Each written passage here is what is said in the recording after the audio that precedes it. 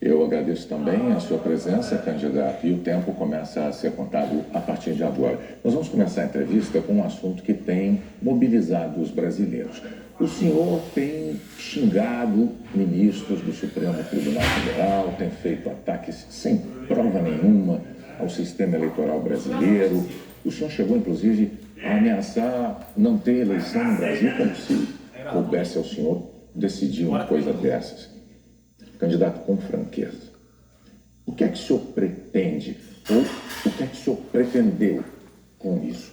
O senhor pretendeu, por acaso, criar um ambiente que, de alguma forma, permitisse um golpe, contra o qual, inclusive, a sociedade civil se manifestou agora com a divulgação de 2 manifestos ou outros manifestos em defesa da democracia? Primeiro, você não está falando a verdade quando fala xingar ministro. Não existe. Não existe. Um fake news da sua parte. Outra coisa, eu quero é transparência nas eleições. Vocês, com toda certeza, não leram o inquérito de 2018 da Polícia Federal, que inclusive está inconcluso. E aquela pergunta que eu sempre faço: se você pode botar uma tranca a mais na sua casa para evitar que ela seja assaltada, você vai fazer ou não? Então esse é o objetivo disso que eu tenho falado sobre o Tribunal Supereleitoral. E outra coisa, em 2014, tivemos eleições, no segundo turno, o PSDB duvidou da lisura das eleições e contratou uma auditoria. E a conclusão da auditoria do PSDB, que as urnas são inauditáveis. E só para ficar bem tranquilo aqui, mano, 2018, houve uma denúncia de fraude, e a senhora Rosa Weber determinou que fosse aberto um inquérito pela Polícia Federal para apura a fraude. Que, obviamente, se houve fraude, eu ganhei, quem sabe se ganhou. A PF começou a apuração. E quem informou o que eu vou te falar aqui para a PF foi o Tribunal Superior Eleitoral. Numa das partes do inquérito está assinado pelo chefe do TI do TSE que hackers ficaram por 8 meses dentro do TSE, inclusive com a senha de um ministro, de nome Banhos, além de senha de outros 5 servidores. Imediatamente, a Polícia Federal pediu os logs, as impressões digitais do que ocorreu nas eleições de 2018. O TSE podia ter informado no mesmo dia, mas 7 meses depois, o TSE informou que os logs haviam sido apagados. Então, a grande interrogação é exatamente essa daí. Nós queremos evitar que dúvidas pairem por ocasião das eleições agora desse ano. Nada mais além disso. É curioso que o senhor se refira a esse episódio, porque o senhor, inclusive, foi acusado de ter divulgado informações sigilosas de investigações inconclusivas. Mas sobre a transparência que o senhor afirma defender das urnas, órgãos fiscalizadores como o Tribunal de Contas da União, a Advocacia Geral da União, associações de juízes, associações de juristas, associações de delegados da Polícia Federal, todos já atestaram a segurança das urnas eletrônicas. Eu vou além. A transparência e a segurança das urnas eletrônicas tem sido motivo de orgulho da maioria da população brasileira. Agora, o senhor começou a sua resposta afirmando que eu tinha cometido fake news. Em nome da verdade, candidato, o senhor xingou o ministro do Supremo de canalha. O senhor fez isso com o microfone. Então, e ele vinha fazendo contra mim. Mas, candidato, eu lhe perguntei qual era o seu propósito. Lembra a pergunta que eu fiz ao senhor? Qual era o seu propósito? Falou ministro. Foi um ministro específico. Senhor.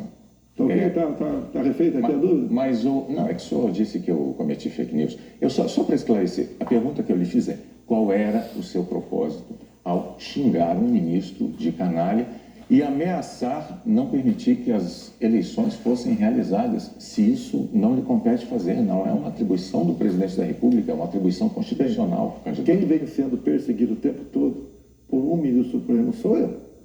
Um inquérito completamente ilegal. E as medidas que vinham sendo tomadas por esse ministro eram contestadas. Lá atrás, inclusive, a procuradora Raquel Dodge deu um parecer para que esse inquérito deixasse de existir e continua existindo. A temperatura subiu. Hoje em dia, pelo que tudo indica, está pacificado. Espero que seja uma página virada. Até você deve ter visto, por ocasião da posse do senhor Alexandre de Moraes, um certo contato amistoso nosso lá. E pelo que tu indica, está pacificado. E quem vai decidir essa questão de transparência ou não serão, em parte, as Forças Armadas que foram convidadas a participar da Comissão de Transparência Eleitoral. As Forças Armadas são uma das partes, né, desse grupo que analisa a segurança. A grande questão não é nem a presença das Forças Armadas, candidato. A grande questão que se dá é que o senhor se coloca como patrono das Forças Armadas e a forma como o senhor ataca o sistema eleitoral é que causa ruído e que causa uma certa intranquilidade. Teremos eleições, o ministro Alexandre de Moraes acabou de assumir. Amanhã ele tem um encontro, pelo que me parece, um encontro com o ministro da Defesa para tratar desse assunto sobre transparência eleitoral. Tenho certeza que o ministro Alexandre de Moraes vai conversar e chegar a bom termo essa questão de eleições. Agora, precisei provocar para que chegasse a esse ponto. Pode ter certeza que vão ter eleições limpas e transparentes no corrente ano. O senhor costuma dizer que defende a liberdade, mas a impressão que dá quando a gente vê manifestações de apoiadores seus é de que nem todos têm a mesma percepção daquilo que o senhor defende, porque é muito comum vermos apoiadores seus defendendo medidas absolutamente inconstitucionais, fechamento do Congresso, fechamento do Supremo Tribunal Federal, golpe militar, intervenção militar com Bolsonaro, essas coisas são ditas. Inclusive tem uma frase que é muito ouvida também nessas manifestações por parte desses grupos que é: eu autorizo. No entanto, o senhor não os desautoriza, candidato.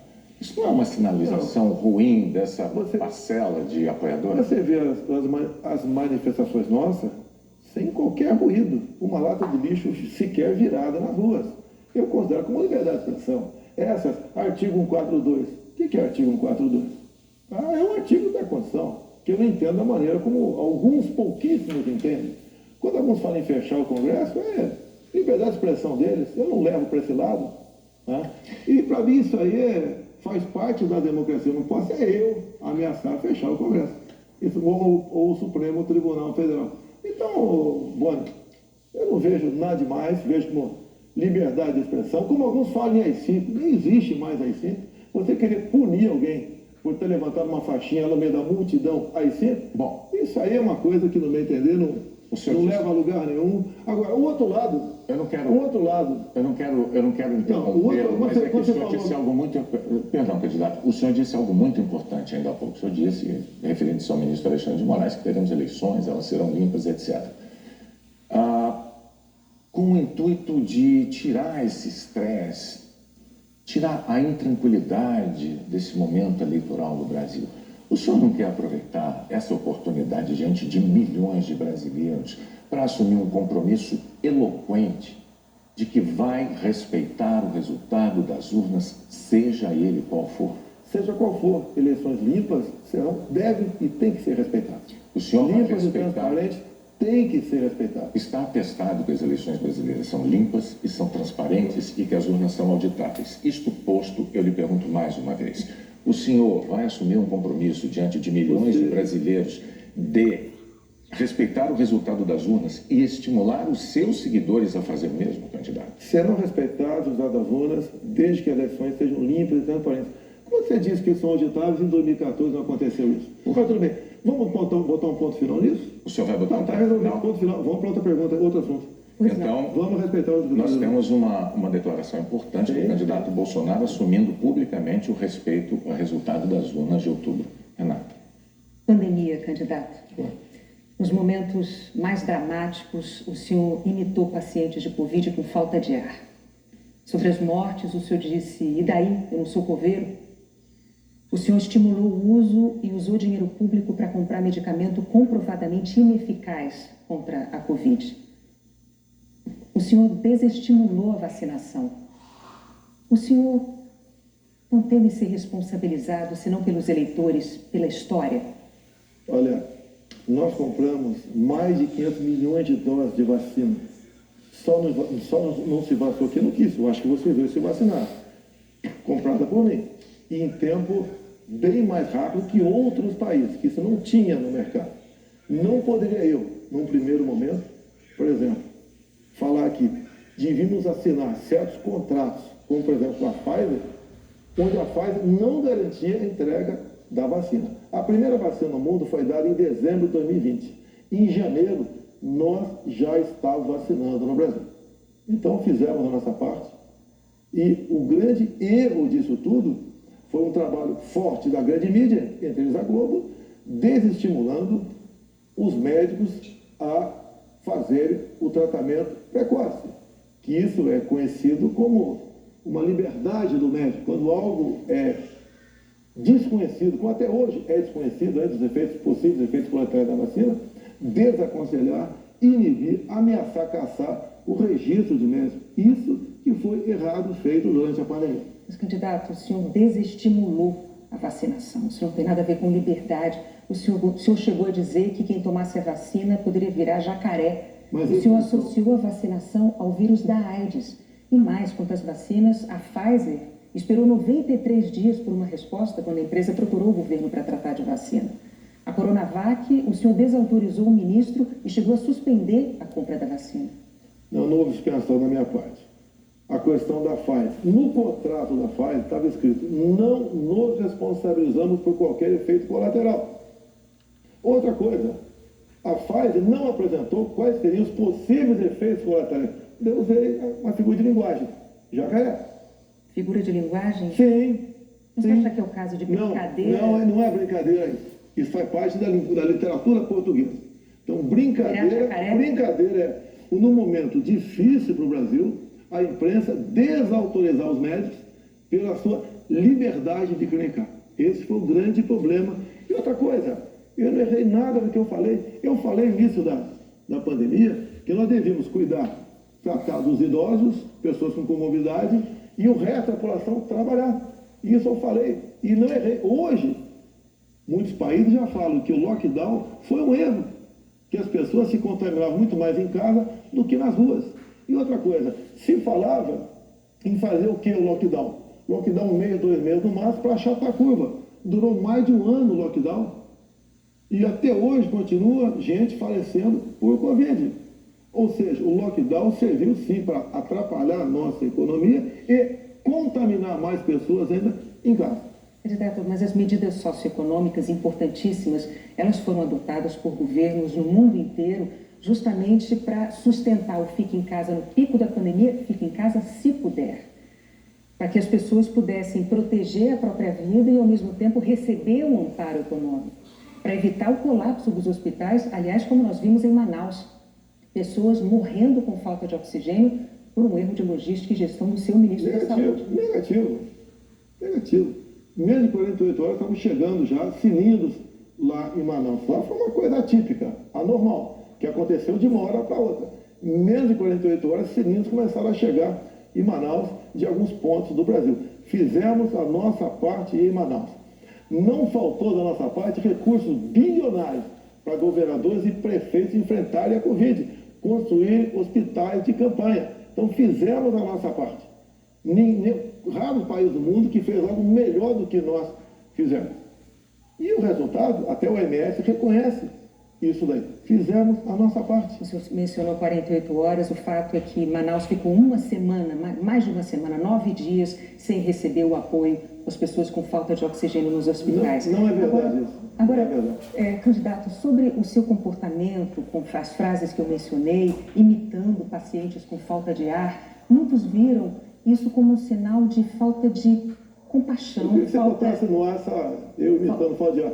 Realmente... Mas falta de compaixão... Bom, você começou a mudar. Desculpe, você só tudo bem. Vou completar a minha frase. Muitos viram isso como uma falta de compaixão, de solidariedade com os doentes, com as vítimas, com os parentes das vítimas. O senhor se arrepende? A solidariedade, eu me manifestei conversando com o povo nas ruas, visitando a periferia de Brasília, vendo pessoas humildes que foram obrigadas a ficar em casa sem ter um só apoio do governador ou prefeito. Isso que aconteceu. E nós fizemos exatamente o quê? Demos o auxílio emergencial imediatamente. 68 milhões de pessoas humildes começaram a receber o auxílio emergencial.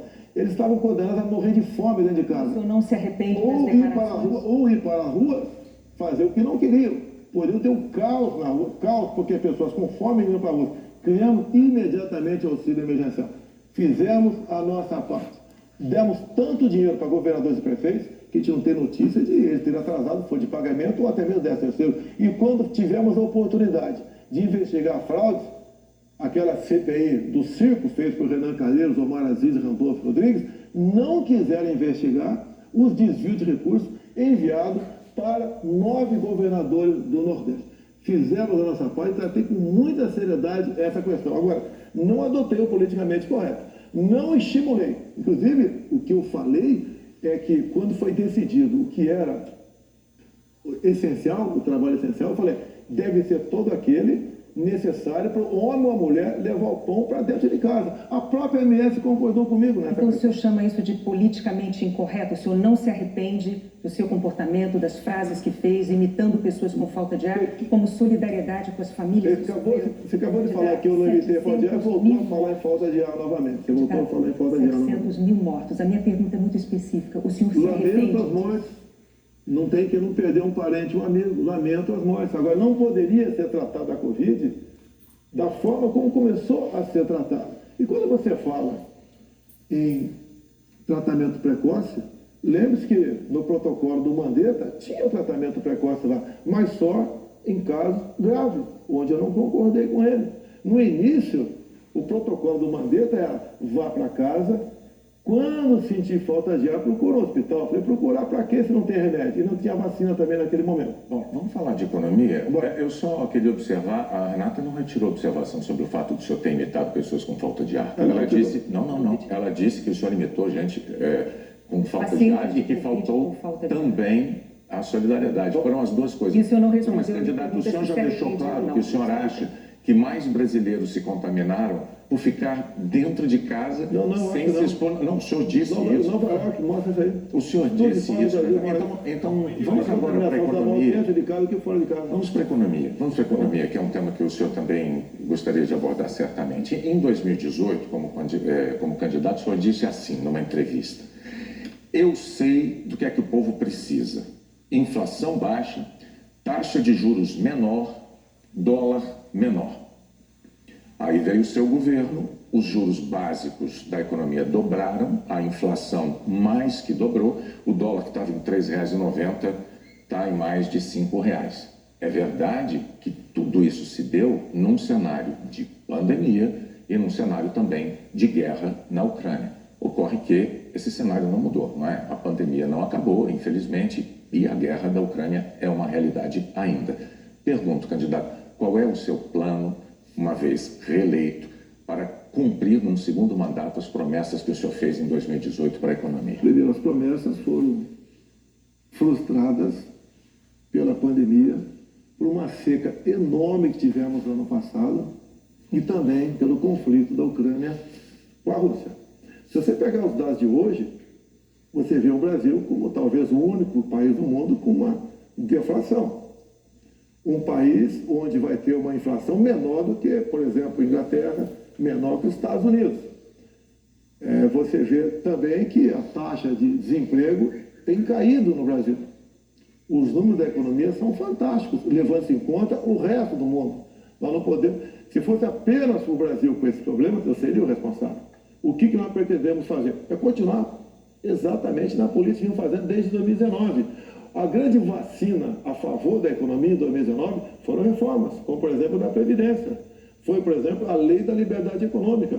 Foi a modernização das NR, das normas regulamentadoras. Milhares de normas nós deixamos de lado, nós revogamos. Então, a grande reforma da economia foi feita, a grande vacina foi feita em 2019 e fez com que nós pudéssemos suportar 2020. Nós pegamos 2020 e 2021 e tivemos um saldo positivo de quase 3 milhões de empregos no Brasil.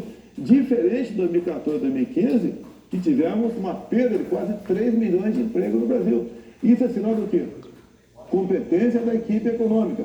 Programas como, por exemplo, o Pronamp e o BEM preservaram mais de 10 milhões de empregos no Brasil. O próprio auxílio emergencial, no primeiro momento R$ 600, fez com que a economia, em especial dos pequenos municípios, o município não colapsasse. Então, essas medidas, entre outras, fizeram a gente romper 2020 e 2021. 22, quando veio a guerra agora, problema nós tivemos. Fui na Rússia negociar fertilizantes com o presidente Putin. Se não tivesse ido, não teria fertilizante para nossa safra agora, desse segundo semestre. Não, isso é importante. Não. Isso garantiu que a segurança alimentar do nosso Brasil e do mundo. Só para concluir, então, no segundo mandato, o senhor daria sequência aos planos que foram estabelecidos e desenvolvidos no primeiro mandato. Bonner, você pode ver, Bonner, nós somos o 7º país mais digitalizado do mundo. Tá? Nós fizemos muita coisa no Brasil, atendemos realmente a todas as camadas da sociedade. Só agora, na questão do IPI, a proposta do Paulo Guedes, que está parada no Supremo Tribunal Federal, nós pretendemos diminuir impostos de 4 mil produtos em 35% de IPI. No segundo mandato. Não, desde agora. É que a proposta parou no Supremo Tribunal Federal. Agora, senhores, para que a gente possa abordar... Você começou há 2 meses a redução de IPI, não foi de agora? Para que nós possamos abordar nessa entrevista o maior número de temas, vamos prosseguir, vou falar sobre meio ambiente. Em 2020, o seu então ministro do Meio Ambiente, Ricardo Salles, disse que era para aproveitar que a imprensa toda estava focada na cobertura da pandemia para ir desregulamentando as leis ambientais, o que ele chamou de passando a boiada. Fato é que, no seu governo, a taxa anual de desmatamento da Amazônia deu um salto, é a maior em 15 anos. O senhor continua apoiando essa política de desregulamentação? Olha, você tem que pensar que na Amazônia você tem quase 30 milhões de habitantes lá. Tem 30 milhões de brasileiros na Amazônia. Primeira preocupação é essa. Outra, qualquer propriedade lá tem que preservar 80% e pode usufruir de 20%. Eu tentei, nos primeiros 2 anos de mandato, fazer a regulação fundiária, para saber, por exemplo, qualquer local desmatado ou com foco de calor, de quem é o CPF daquela propriedade. O presidente da Câmara não colaborou para botar essa proposta avante.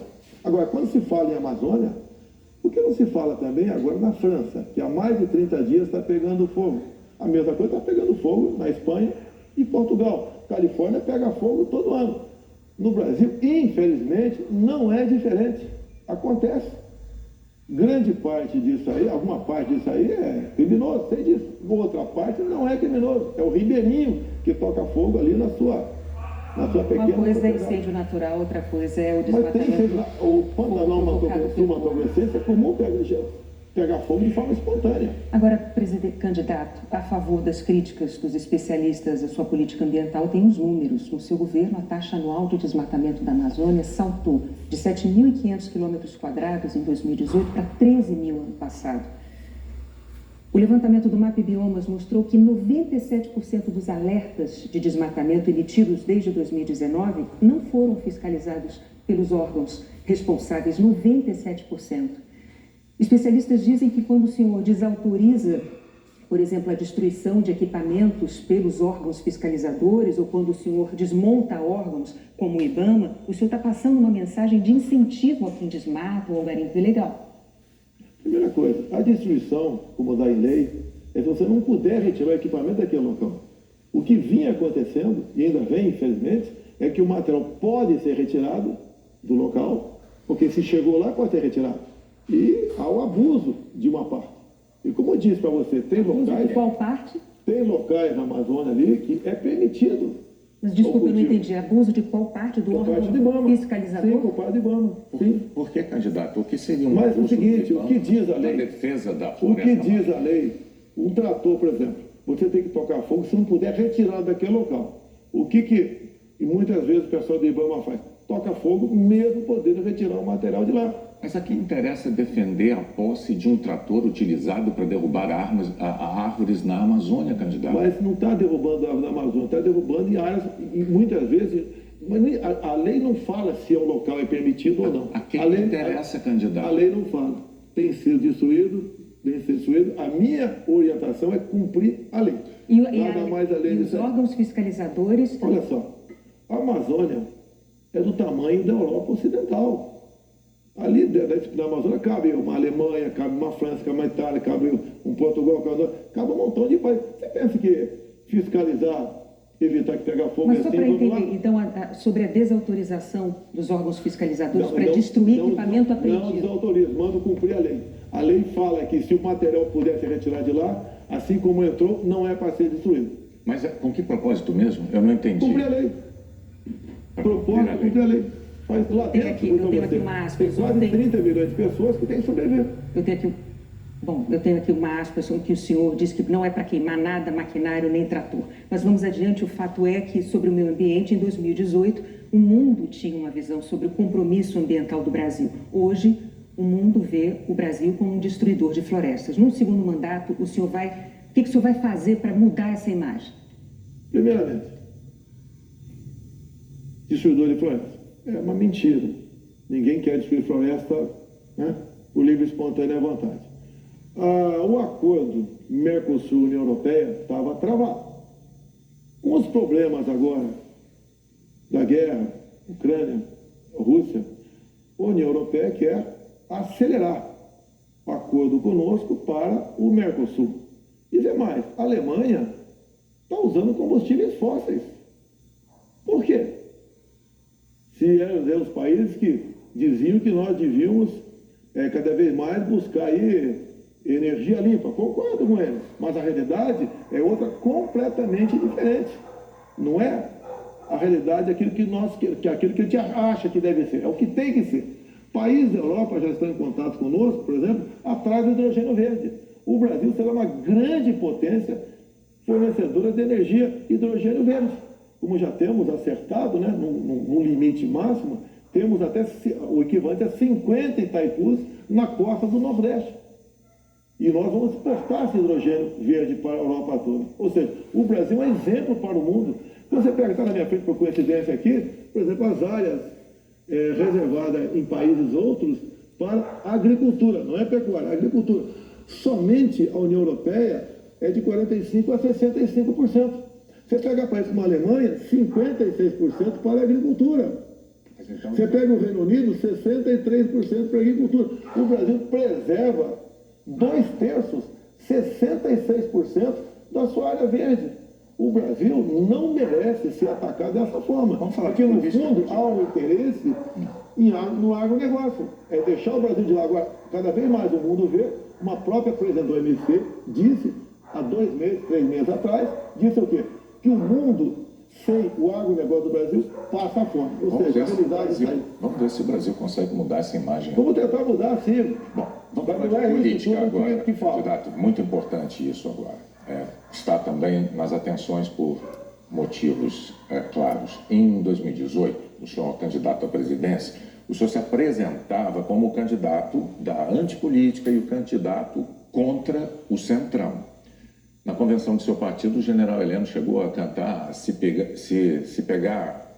gritar, pega Centrão, não fica um, trocando a palavra ladrão por Centrão, etc. Isso ficou muito famoso. Hoje, a verdade é que o Centrão, ele é a base do seu governo. Na semana passada, quando o senhor estava saindo lá do Palácio da Alvorada, inclusive o senhor enfrentou lá um incidente com aquele youtuber que foi cobrar do senhor essa aliança do seu governo com o Centrão. Eu pergunto, por que eleitores como aquele, que se sentem traídos pelo senhor, acreditariam nas suas promessas de agora? Você está me estimulando a ser ditador. Eu, candidato? Você. Porque o Centrão são mais ou menos 300 parlamentares. Se eu deixar de lado, eu vou governar com quem? Não vou governar com o parlamento. Então você está me estimulando a ser um ditador. São 513 deputados. 300 são de partidos de centro, pejorativamente chamados de Centrão. O lado de lá, os 200 que sobram, o pessoal do PT, PCdoB, PSOL, Rede. Não dá para você conversar com eles. Até eles não teriam número suficiente para aprovar sequer um projeto de lei comum. Então, os partidos de centro fazem parte, grande parte, da base do governo para que nós possamos avançar em reformas. Como temos avançado em muitas coisas. Como, por exemplo, através do Centrão, nós conseguimos o Auxílio Brasil de R$600 para 20 milhões de famílias.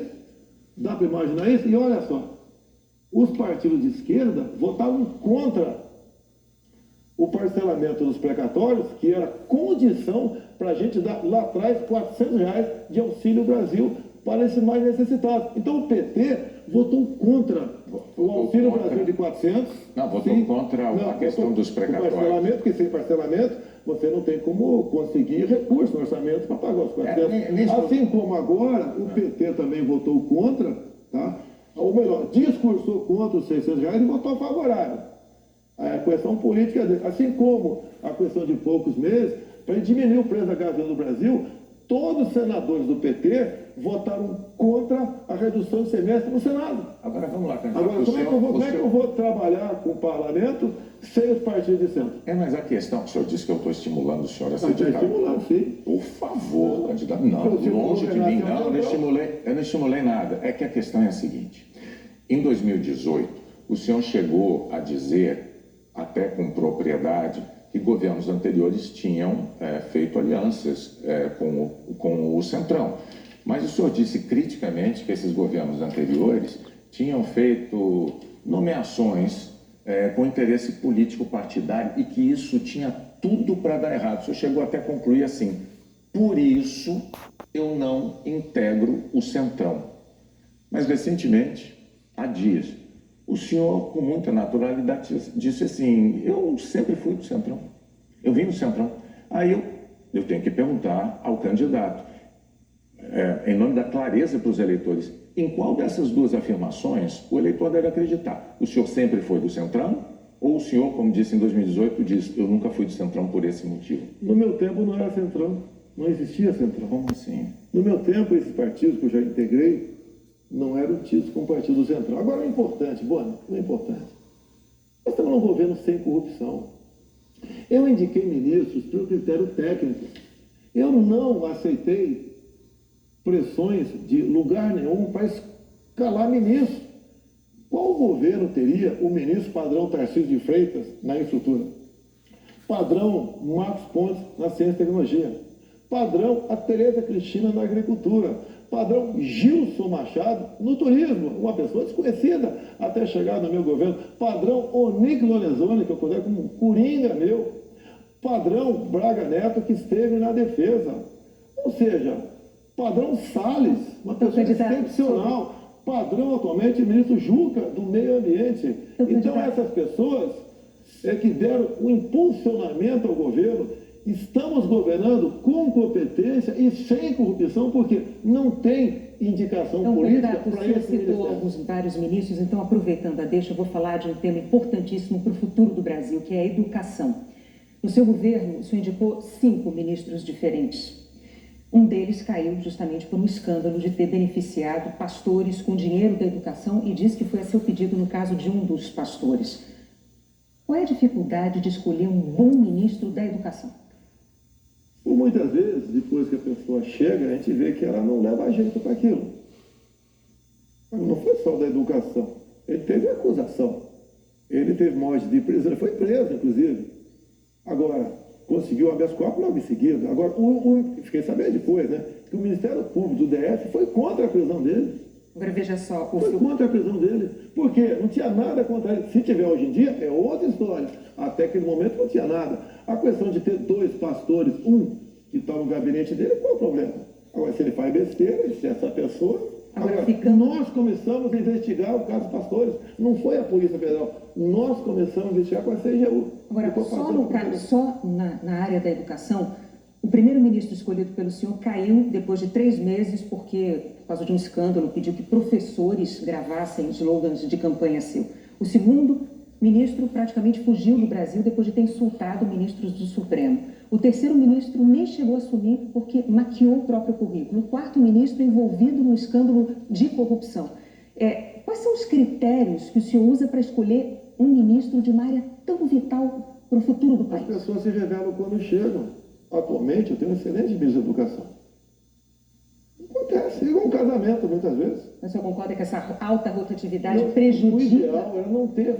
O ideal era não ter rotatividade nenhuma, mas acontece. Outros ministros foram trocados também. Bom, o fato agora, Depois desse escândalo do MEC... Que escândalo do MEC, Boni? A saída do ministro... Mas que a saída é escândalo, né? Não é escandaloso, candidato. Um ministro destinar dinheiro da educação para 2 pastores, dizendo que o presidente da República indicou um deles... Cadê o duto cadê o duto do dinheiro vazando ali? Cadê o dinheiro? Candidato, cadê o dinheiro aparecendo? Você não sabe? E está me acusando? Não, está acusando o ministro por isso? O senhor tem todo o direito de achar que não foi um escândalo. Nós vamos adiante. Depois do caso do ministro Milton Ribeiro no MEC, o senhor atenuou um pouco o seu discurso de que não havia corrupção no seu governo. Antes não tinha corrupção.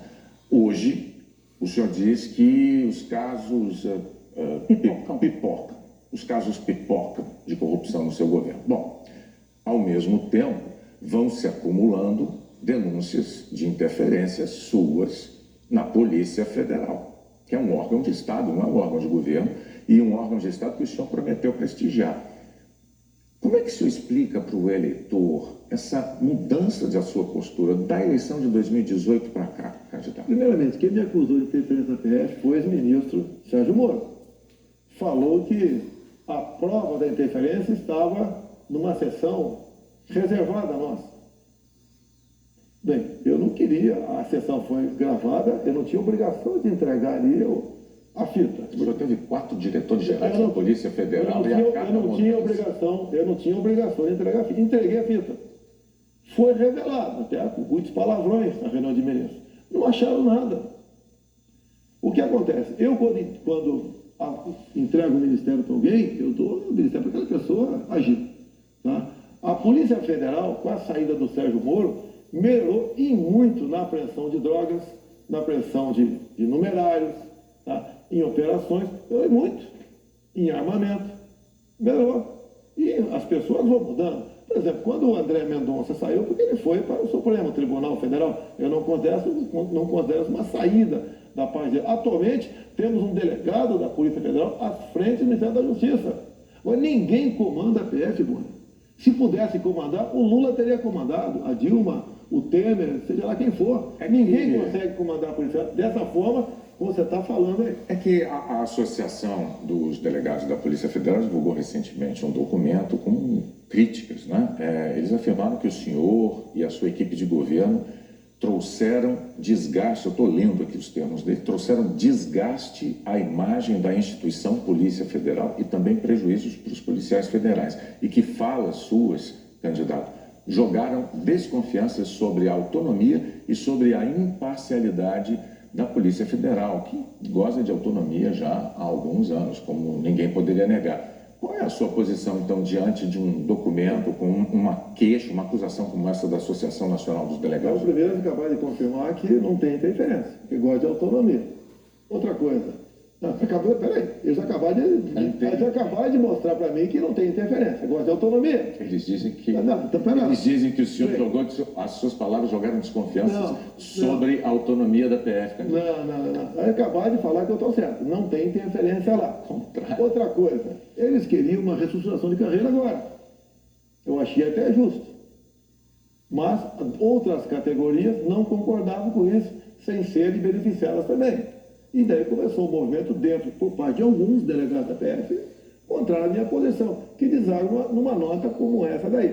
Eu queria, inclusive, reestruturar a Polícia Rodoviária Federal, que era bem mais fácil, menos onerosa. Os delegados, essa mesma associação, não topou fazer isso aí. Então, está uma briga política, salarial, por trás disso. Candidato, o senhor agora tem 1 minuto para suas declarações finais. Pois é, passou rápido.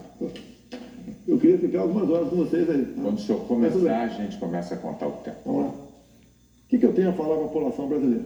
Peguei o Brasil numa situação crítica, na questão ética, moral, econômica. Começamos a trabalhar. Tá? Fizemos muita reforma em 2019. Infelizmente tivemos a Covid, depois tivemos a guerra lá fora, tá? Tivemos uma seca enorme. E nós fizemos todo o possível para que a população brasileira sofresse o menos possível. Isso nós fizemos. Hoje você nota o preço do combustível caiu assustadoramente, nada de canetada, um trabalho nosso junto ao parlamento brasileiro, conseguimos R$600 de Auxílio Brasil para 20 milhões de pessoas mais pobres, conseguimos a transposição do São Francisco, que que estava parado desde 2012, levando água para o Nordeste. Nós pacificamos o MST, titulando terras pelo Brasil, e 90% dessa titulação foram para as mulheres. Criamos o PIX, tirando dinheiro de banqueiros, fazendo com que a população pudesse se transformar muitos em pequenos empresários, um PIX sem qualquer taxação em cima do PIX. Anistiamos 99% da dívida de 1 milhão de jovens junto ao FIES.